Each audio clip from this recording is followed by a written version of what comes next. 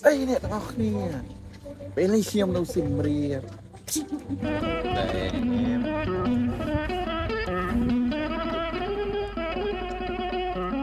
ហើយមេនូនំបញ្ចុកទឹកប្រហុករបស់សៀមរាបនេះគឺ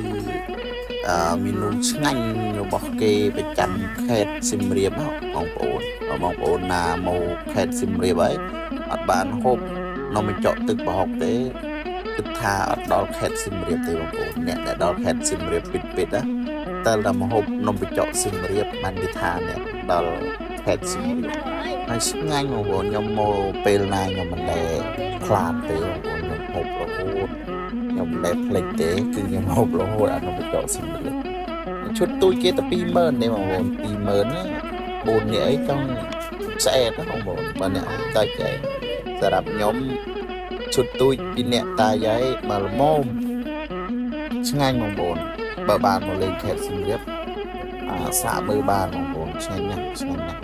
អត់កុហកទេអរគុណច្រើនសម្រាប់ការចូលមកទស្សនាជួបគ្នានៅវីដេអូក្រោយទៀតហើយកុំភ្លេចចុច like ចុច share ខ្ញុំម្នាក់មួយផងអរគុណច្រើនបាយបាយ